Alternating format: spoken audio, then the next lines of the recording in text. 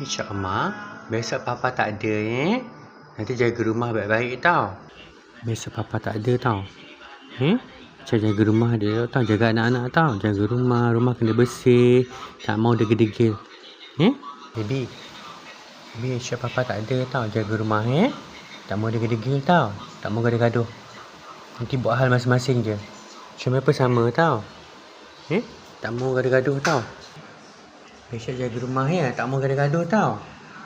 Adik pandai kan? Adik pandai kan? Ya, adik pandai kan? Besok jangan jadi gangster. Faham? Ngantuk. Pergi tidur cepat. Shopee, ingat tu pesan Papa. Jangan kacau orang tau besok. Besok buat sendiri je tau. Mama. Alah, sian dia. Besok adik elok tau. Jaga diri sendiri Besok Papa tak ada Nanti tunggu Papa balik tau. Papa tak ada rumah. Tengok rumah tau. Tapi duduk rumah elok-elok. Tak mau gaduh-gaduh. Faham? Buat hal kamu je. Nanti nyorok dalam almari. Papa dah buka almari dah. Jaga anak-anak Jaga anak-anak tau. Papa tak ada kat rumah. Daniel jaga adik-adik Nanti Daniel tengok adik gemuk Tengok adik gemuk. Jaga adik gemuk tau. Adik gemuk tu tak sihat tu. Jaga dia Baby. Baby jaga rumah. Jaga rumah tau.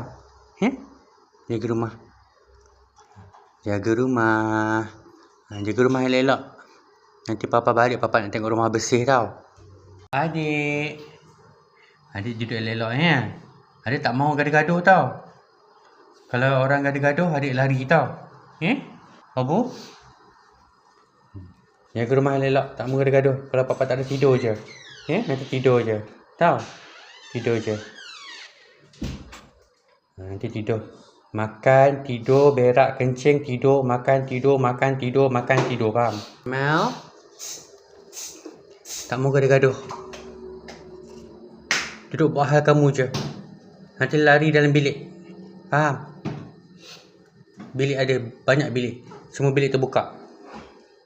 Nyorok dalam bilik. Faham? Adik gemuk. Adik gemuk pandailah jaga diri baik-baik tau adik. Adik tak mau degil-degil Tak mau degil-degil lah. Adik jaga diri elok-elok tau. Adik nak makan sini tau. Makan adik sini tau. Adik, makan adik kat sini. Ni makan dah siap. Makanan dia semua dah ada kat sini dah.